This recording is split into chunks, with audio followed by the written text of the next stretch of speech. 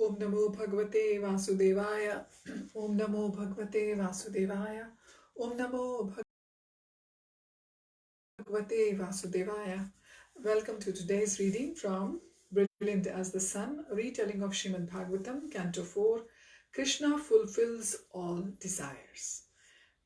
Yesterday we were reading from chapter 29. Narada explains his allegory, and we will try to conclude this chapter today.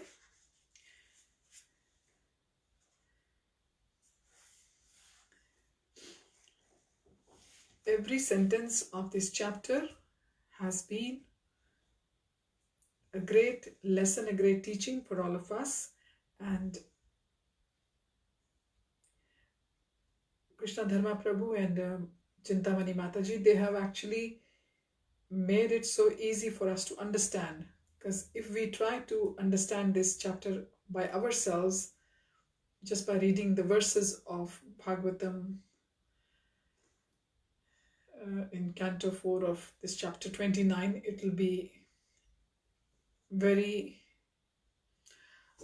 unachievable task for us.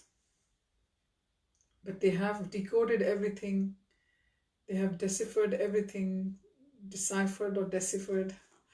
My pronunciation could be wrong, but just accept the right one and forgive me for my wrong pronunciation. They have made it so easy for us. So let us continue from there onwards. Mukham karoti vachalam pangum langayate girim yat kripatam aham vande Shri Gurum Dinatarinam Paramananda Madhavam Shri Chaitanya Ishwaram Hari Om Tat Sat. I will just give you a recap of the verse where we finished yesterday, which was verses 38 to 41. Narad said, the essence of bhakti is to have faith in hearing about, glorifying and remembering Krishna. Anyone who eagerly and regularly engages in these three activities will very soon see Krishna face to face. You should seek their association. The ambrosial topics of Krishna flow from them like a river. Anyone who drinks this nectar with faith will rise above the urges of the material mind and body, such as hunger, thirst, fear, lamentation, and illusion. These bodily demands will otherwise distract you, leaving you with very little time to cultivate an attraction for hearing Krishna's pleasing instructions. Prachin Bari said, there are many famous and important devotees such as Brahma, Shiva, the four Kumaras, and yourself among others. Should I hear from them as well as you? Verses 42 to 44. Narad replied, Brahma, Shiva, Manu, Daksha, the four Kumars, sages like Marichi, Atri, Angira, Pulastya, Pulaha, Kritu, Bhrigu, Vasishtha, and my humble self are all stalwart Brahmins who can speak authoritatively on Vedic literature. We have become prominent due to our austerity, meditation, and learning. But these are not the criteria for judging if one has devotion. So it's a very important message they have told us here, that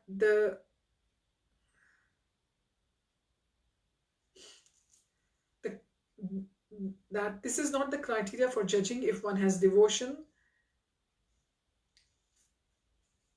nor is the theoretical knowledge of Krishna the same as realized knowledge. So realized knowledge is always higher than the theoretical knowledge. So I should not choose a teacher based on external considerations such as being famous as a great theologian or scholar. Correct? The only measure is eagerness to hear about and glorify Krishna. So that is the only qualification we need, the eagerness and to hear and glorify Krishna. Prachin Bari smiled. How wonderful that although Narad was famous for always glorifying Krishna, he thinks himself unqualified. Such humility. Verses 45 to 47. The sage continued, neither extensive knowledge of the Vedas nor performance of Vedic rituals and sacrifice can help one realize Krishna. Only by complete immersion in Krishna's devotional service, beginning with hearing and chanting about him, can you attain his causeless mercy. At such a time, you will realize your relationship with him being free from all materialistic activities.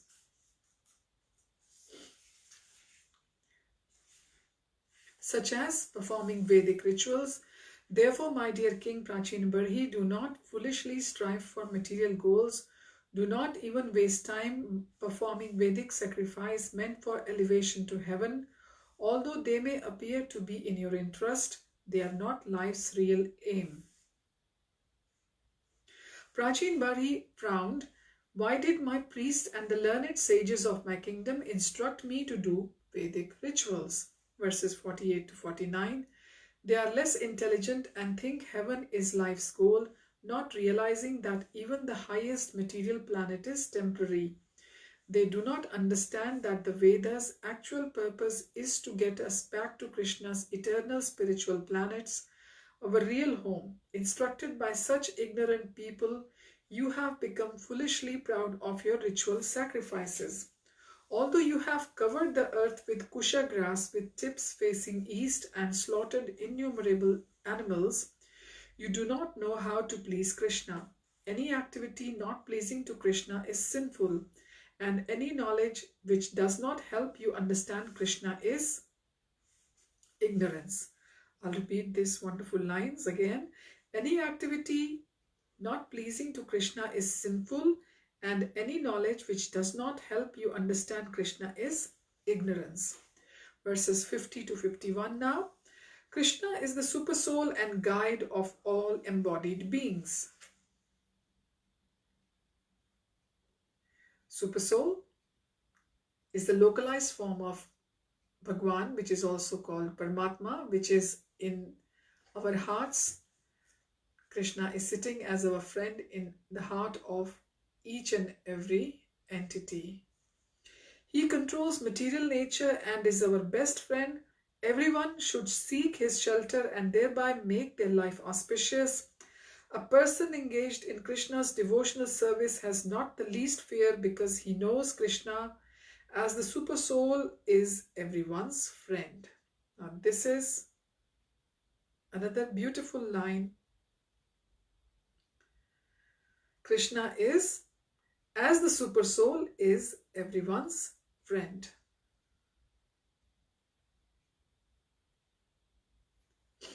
One who knows this secret is actually learned and can become the spiritual master of the whole world. Consulting such a genuine teacher is as good as directly contacting Krishna. Prachin Bari nodded. The time had come to act. Clearly, none of his court advisors were Krishna's pure devotees. He would have to retire and seek out such a person. If he sent messengers out at once to recall his sons, they should be home in a month or two. He could then leave once they had assumed rulership of the kingdom. Verses 52 to 53. Narad understood the king's mind. It seemed he needed a little more prompting.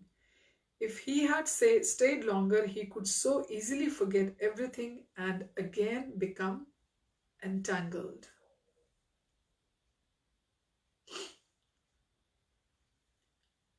The sage said, O best of the men, I have answered all the questions you asked. Now listen as I explain a subject most people find difficult to understand. I want you to imagine a deer.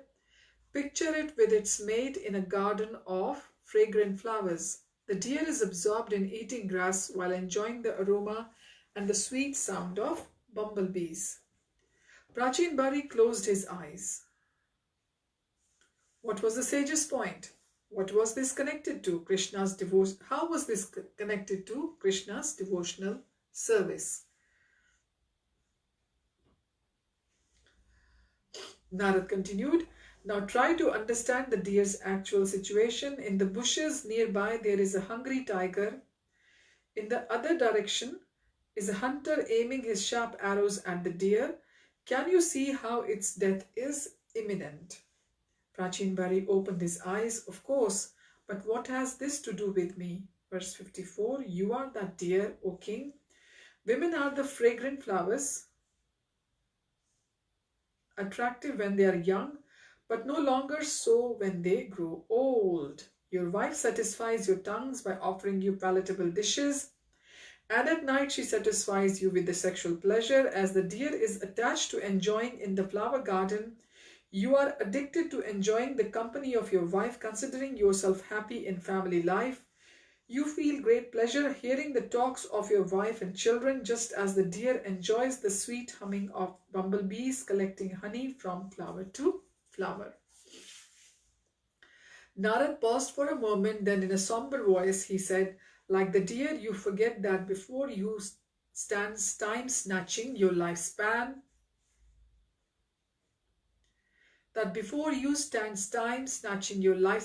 with the passing of each day and night, and you are unmindful of death, which stalks you from behind. Exactly like that deer, you are in precarious situation. You may die at any moment. A bead of sweat ran down Prachin Bari's brow. It was true, he had already had a few close calls in the battles, and when out hunting, now he was near the end of his life. It was just a question of time. Verse 55, the sage said, think carefully about the deer's example. He was enjoying himself in the fragrant flower garden, filled with the humming of the bees, oblivious to his immediate danger. Meditate on this deeply. See how, just like the deer, you are absorbed in sense gratification. You are always thinking how to achieve the higher planets. You are absorbed in sex life and lascivious talks with your wife. Stop this now.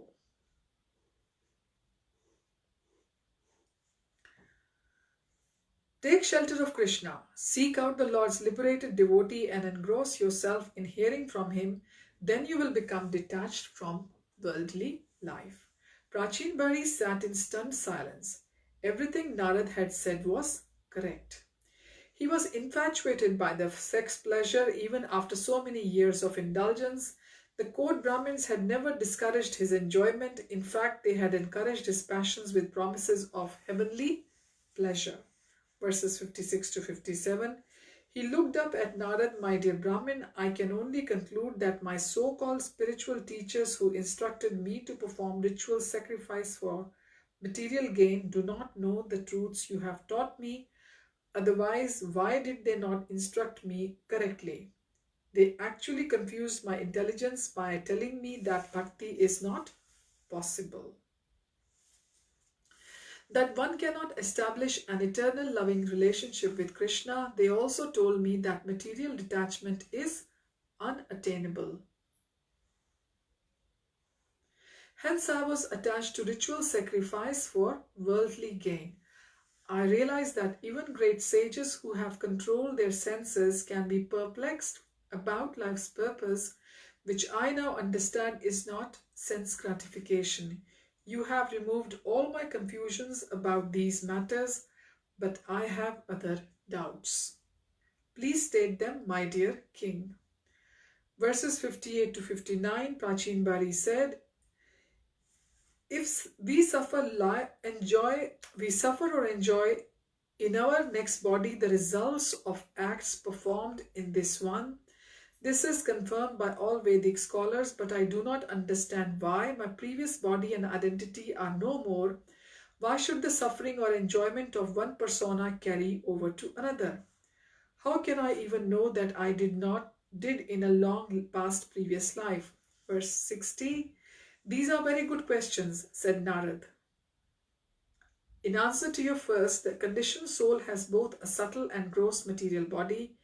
The impetus to enjoy comes from the subtle body comprising mind, intelligence, and false ego. The gross physical body, the outer covering, is only the instrumental means of enjoy. When the gross body dies, the subtle body still lives and its desires give rise to a new gross body. in which it continues to suffer and enjoy.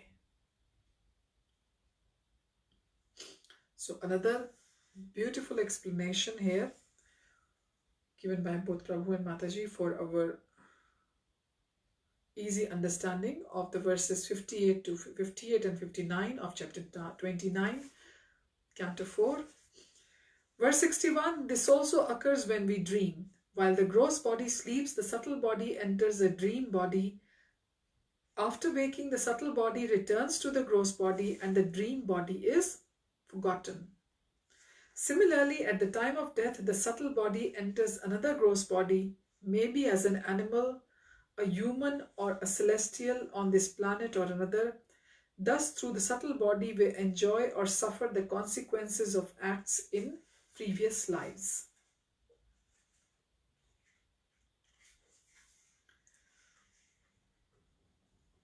So this is all the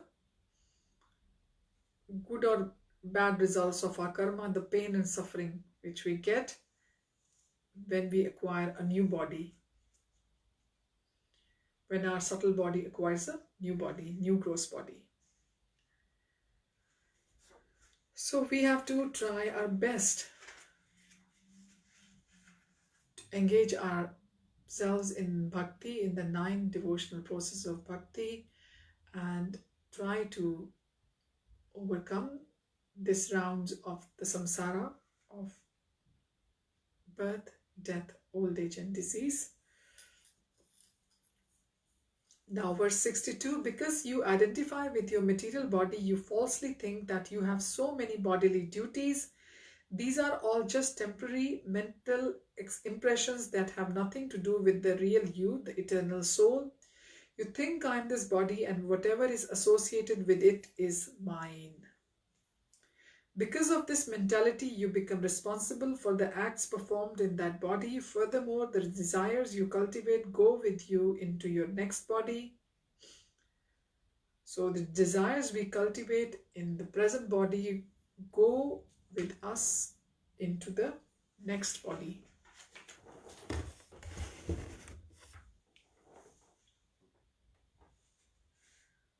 Which is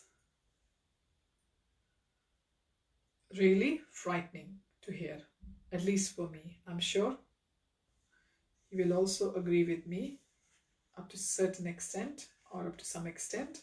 Verse 63, now regarding your second question, how it is possible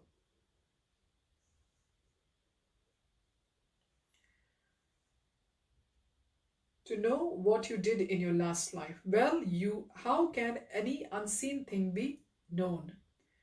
For example, how can I know what is in your mind? How do I know if you are angry or happy since I cannot see your feelings? By observing my actions, said Prachin Bari. Exactly, if you shout or act violently, I can tell you are angry. If you speak kindly and smile, then I can see you are peaceful. Similarly, I can tell what is no longer visible, that is to say, what you did in your last life, by your inclinations in this life.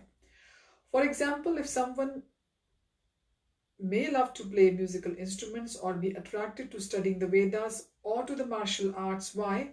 Because they developed those affinities in their last life. Thus we say that someone is a born poet, scholar or devotee. There is continuation of one's inclination from one life to the next. Verse 64 to 66. Another clue as to our last life is that we sometimes see in dreams things we have no experience of it in this life.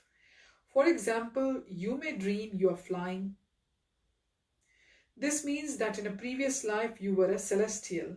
There is a stockpile of such impressions buried in our minds, and sometimes they manifest in dreams. My dear king, please take it from me that it is impossible for the mind to imagine something it has not previously experienced. Our past activities have formed our present mindset, and our current activities are creating our future situation.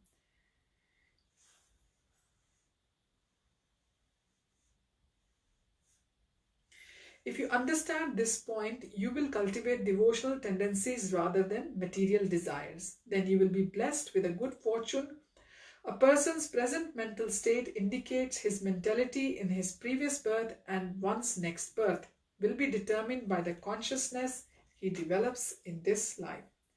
Prachin Bari said, "Sometimes I dream of something which does not exist anywhere. For example, once I dreamt there was an ocean on a mountain, and another time that the ocean was dried up. I even once dreamt of a golden mountain. How could I have experienced such things in any life?" Verses 67 to 68, these are simply combinations of different experiences. Said Narad, "You have seen gold and mountain separately, then in your dreams the mind mixes the two impressions throughout your sojourn in material existence. You keep the same mind which records your experiences in each life." So even though we change our bodies, the mind stays the same and it records our experiences of each life. These may later appear in various combinations to create strange visions of desires in his heart, such as to go to heaven. He is unaware of these ambitions as they remain hidden until an appropriate time. Life after life, he sequentially tries to fulfill his desires. When at last he fixes his mind unwaveringly in meditation on Krishna, then by Krishna's grace he will see all the objects of his stored desires at once. So I'll repeat those lines again. When at last he fixes his mind unwaveringly in meditation on Krishna, then by Krishna's grace he will see all the objects of his stored desire at once. The example sometimes given that although the planet Rahu is normally invisible, when it comes close to the moon, it becomes visible in the moon rays. Prachin Bari's eyes widen. What if I desire to go to all the heavenly planets? Is it possible to see them all simultaneously? Krishna can make the impossible possible, said Narada. During his earthly pastimes, his mother Yashoda asks him to open his mouth so she can see if he has eaten earth. When she looks into his mouth, she sees the entire cosmic manifestation present there. So when Krishna wants to show his devotee all the places he has ever desired, he can do so.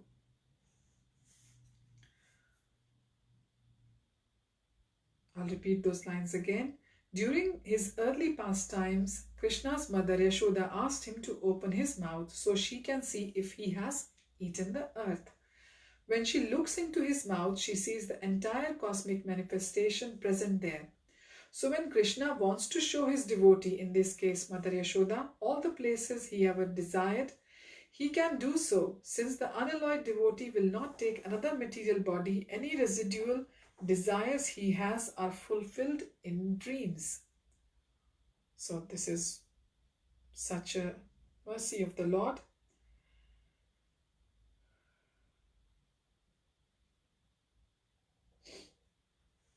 That Krishna can fulfill our desires in our dreams as well. Krishna is so wonderful, exclaimed the king, but I have another doubt. I understand how I remain the same person throughout the changes of gross body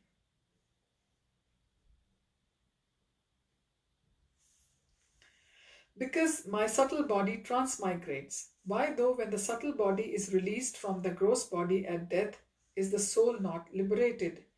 At that point, he cannot act with material nature as he has no material senses.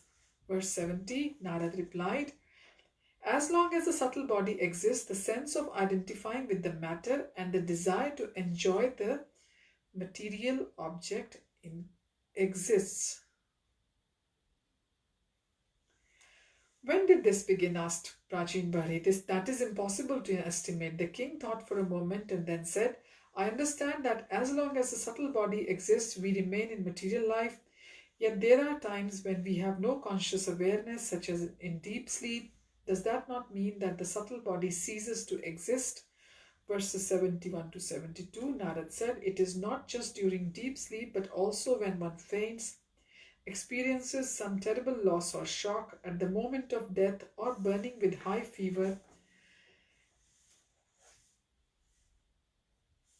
At all these times, one loses his self-awareness. This is because the movement of the life air is blocked at such times, which temporarily blocks the subtle body's activities. But it still exists even though there is no indication of its presence. Let me give you an example. Consider a baby in the womb or a young child. The mind and senses are undeveloped and cannot exhibit the same range of activity as a youth. The same subtle body is present with all the same desires, but it is not so evident in the younger child. The youth exhibits sex desire and ambitions to acquire wealth and fame, which the child does not display. But that does not mean that those desires are absent in the child. I find this hard to accept, said the king. How can a baby have sex desire? It is like the moon, replied Narad. After the full moon phase, it wanes and you see it less and less. During the new moon, it becomes invisible. But as we both know, it is present in its entirety throughout all its phases, even when not present. Prachin Bari gazed blankly at Narad. It was a good example, but still did not work for him. One may not be able to see the entire moon at each of its phases, but the whole child was invisible and obviously had no sex desire, the king said. It seems clear to me that babies are innocent. How can they have lust? Verse 73, Narad said. One can have desires in the heart which are not manifest because one lacks the appropriate body. A baby does not have developed senses, so he cannot exhibit passionate desires. However, because in previous lives he engaged in sexual activity, the impressions remain in his heart and will appear at the appropriate time. Let me give you an example of something existing subtly but not manifesting grossly.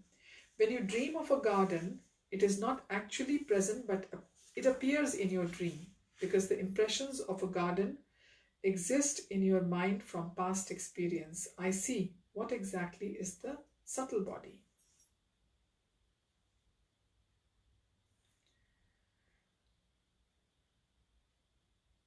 Listen carefully, replied Narad. The subtle body is comprised of 5 sense organs, the 5 knowledge acquiring senses, and the mind. These 16 energies combine with the spirit soul and are influenced by the 3 modes of material nature. They stay with the subtle body and expand into different gross bodies, life after life. The subtle body makes the spirit soul's material existence possible. Now I am completely confused, said the king. I thought the 5 sense objects and the working and knowledge acquiring senses were part of the gross body. Yes, but they exist subtly in the mind also, replied Narad. Verse 75. Try to understand. Due to the subtle body, the spirit soul accepts gross bodies wherein he enjoys or suffers. He sometimes continues to identify with the gross body after it has died. Only when, due to his previous desires and works, he enters a new body does the spirit soul stop identifying with the previous one. Very important lines. We'll have to repeat them again so we can understand properly. So Naradji is saying to King Prachin Bari here in verse 75, try to understand, due to the subtle body, the spirit soul accepts gross bodies, wherein he enjoys or suffers. He sometimes continues to identify with a gross body after it has died. Only when, due to his previous desires and works, he enters a new body does the spirit soul stop identifying with the previous one. So once a Jivatma leaves the gross body, that means until they have acquired a new gross body, until then the spirit soul is going to identify with the previous body. So once it enters a new body, that identification with the previous body will end, and the whole new drama of new life will begin. So it is scary and it is soul stirring as well at the same time, that we have to make our efforts really sincere and pray for Krishna's causeless mercy, that we can begin our bhakti in earnest at any given moment and keep it up as well and get closer and closer to the Lord. Really, said the king, the soul still identifies with his last body even after death. Narada replied, it is like a caterpillar which does not completely let go of one leaf until it is firmly on another one. Similarly, the mind does not give up its identification with the old body until it has entered a new one. And if I remember correctly, it says that it is usually after death, it is the sleep is of 9 months, isn't it? The soul sleeps for 9 months and then it starts the journey into the new body, something like that. 8 or 9 months, 8 months or 9 months. Please check it for yourself. If I find out, I'll tell you next time. Prachin Bari nodded. That explains why ghosts still identify with their dead body. I still do not understand how the mind is the cause of rebirth. Is it not because of the acts we perform with our gross body? Verse 78. Yes, said Narad. But you act due to your desires. You want to enjoy food, so you eat. You crave excitement, so you go hunting. You wish to enjoy sex, so you approach a beautiful woman. Action begins in the mind. As long as you desire worldly pleasure, you will engage in material acts and be forced to accept material bodies to receive the reactions. Thus you remain trapped in the cycle of birth and death. Prachin Bari nodded. Narad's instructions made perfect sense, he said. I can now understand why many who attempt renunciation fall down. Their minds are still attracted to sense enjoyment. What chance then do I have? So Prachin Bari's question is very valid for all of us actually on this material planet, well, which may exclude the realized souls who have understood what's the purpose of this journey, this human life, that even the renounced souls, sometimes they fall down because they still have some material desires which were unfulfilled, and when the ripe moment comes and they just want to enjoy themselves, actually Krishna gives them the opportunity because they still had some desires lying there in themselves. So Krishna wanted to fast forward their journey. So this is how they fall down happens. And sometimes, if they're lucky, they get help by the other realized souls around to get back onto the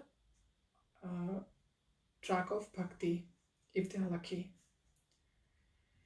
So Prachin Bari says that what chance then do I have? If the renounced souls, they can fall down, then what is my chance? Thinking myself to be king, I have cultivated so many material desires. These must have already formed my next body. Please tell me, dear Narad, is there any possibility I can attain liberation from repeated birth and death? Verse 79. Narad placed a hand on Prachin Bari's shoulder. Take heart, my dear king. Krishna is the cause of the cosmic manifestation and its maintainer and destroyer. Seek his refuge by always hearing and chanting about him. Then you will begin to see him in everything. Your mind will become attracted to him and you will learn how to engage everything in his service. So let's repeat these beautiful sentences again and try to make them our affirmation as well in our life. Narad placed a hand on Prachin Bari's shoulder. Take heart, my dear king.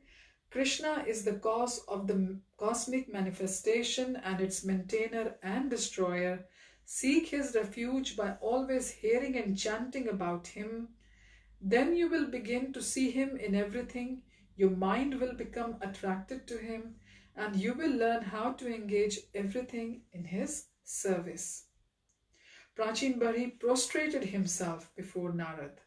He did his Dandavat pranams to Narad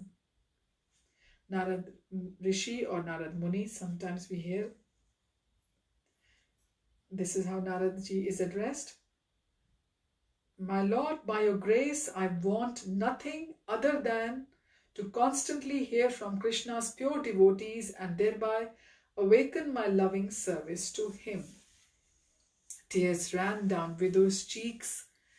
Narad's teachings were so profound and powerful, he asked Maitreya what happened next.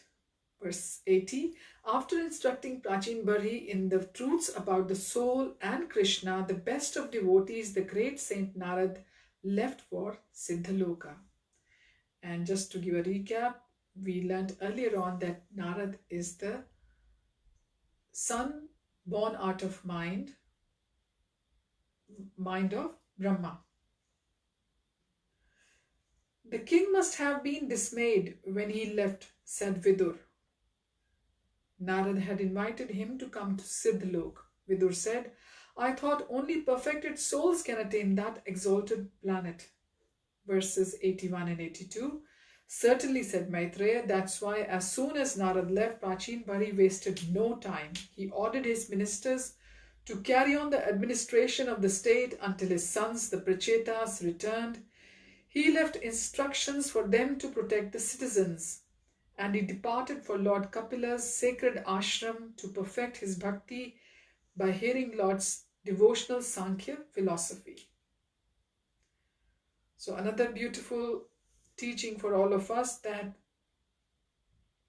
we shouldn't waste any more time once we have understood the instructions. Just like Prachin Bari, he understood the instructions of Naradji and he ordered his ministers to carry on the administration task until his sons, the Prachetas, they returned, and he departed at the same time, at the same very moment, at the same very instant to Lord Kapil's sacred ashram to perfect his bhakti by hearing about Lord's devotional Sankhya philosophy. On arriving there, Prachin Bari abstained from sense gratification. He dedicated body and mind to hearing and contemplating the Lord's messages.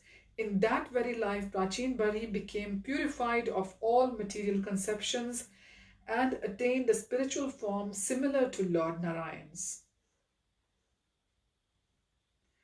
Vidur gazed south in the direction of Hastinapur, where Dhritarashtra languished. Like Prachin Bari, his brother was fully attached to kingly enjoyment. So these were the similarities between Dhritarashtra and Prachin Bari. So Vidur contemplated upon his brother Dhritarashtra after hearing about Prachin Bari from Maitreya.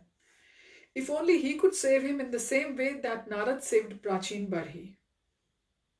Verses 83 to 84, as if divining Vidur's thoughts, Maitreya said, My dear Vidur, anyone who either hears Narad's allegory about spiritual existence or who explains it to others will become liberated from the bodily conception of life. His story is pregnant with Krishna's transcendental glories. So earlier on when I was reading this line, I just said to myself, why this metaphor pregnant with Krishna's transcendental glories is written.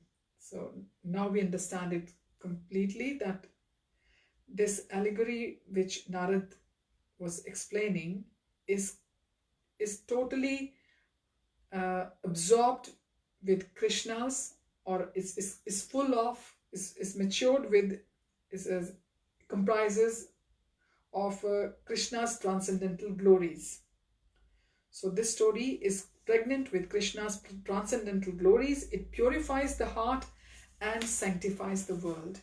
It frees one from material attachment, bestows knowledge of the true self, and helps the living being awaken his spiritual relationship with Krishna, thus releasing him from the cycle of birth and death.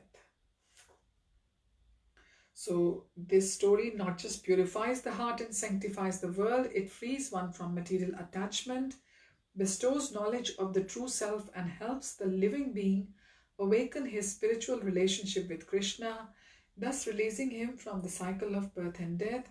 Now the last verse of this chapter 8, verse 85. O Vidur, I heard the allegory of King Puranjan from my spiritual master. If one understands its import, he will certainly be relieved from the bodily conception and will clearly understand what happens after death.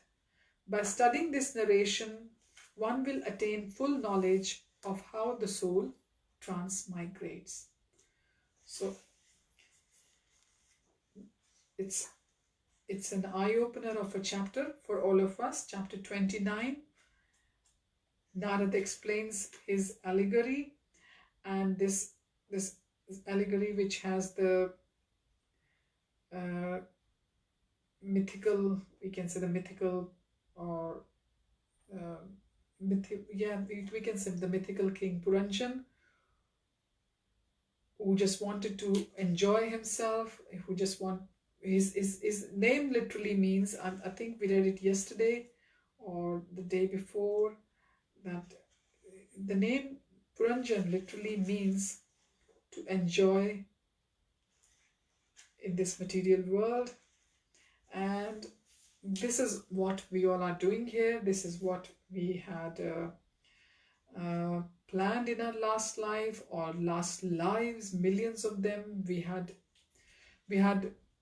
eons and tons, and not just eons, I should say in eons of births, we had tons and tons of material desires, and we get some fulfilled in one life, and then we acquire some more, we accrue more and more, and this gets compounded.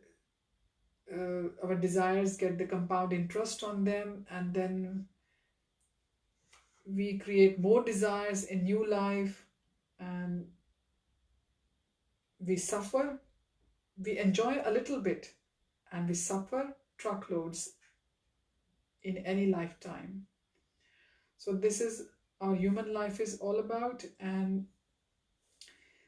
Krishna has told everything in Srimad Bhagavatam, because Bhagavatam is the Lord himself and Mahamantra is the Lord himself for all of us, the Jivatmas of this Kali Yuga. Now it's up to us if we find this enjoyment really nice, the material enjoyment, and we want to continue like this. Lord has promised that he's going to fulfill all our desires, spiritual or the material. So Krishna is going to provide everything for us. Yes, he's going to provide 5G, internet. What more he can provide now? He's also providing us the stay in the outer planets now. We can soon be just traveling to any planets, like we travel to other countries by planes, which has already begun. So we have to decide for ourselves. We want to continue enjoying this little earth, which is like a mustard seed in the big scheme of things of the creation of Lord, or do we want to actually enjoy the real enjoyment of, which is going and serving Lord Krishna in his spiritual abode, where we won't have this type of material body which gives us so much suffering, and the subtle body has to leave it at the time of the death, and so much suffering is there. And do we want to carry on in this cycle of samsaras, or if we have become really bored, really sick and tired of this after so many births, and after hearing in Srimad Bhagavatam, like we have finished our chapter 29 today, how Narada has explained to King Prachin Bari and how Maitreya was telling Vidur about this allegory. And after hearing about King Prachin Bari, how Vidur felt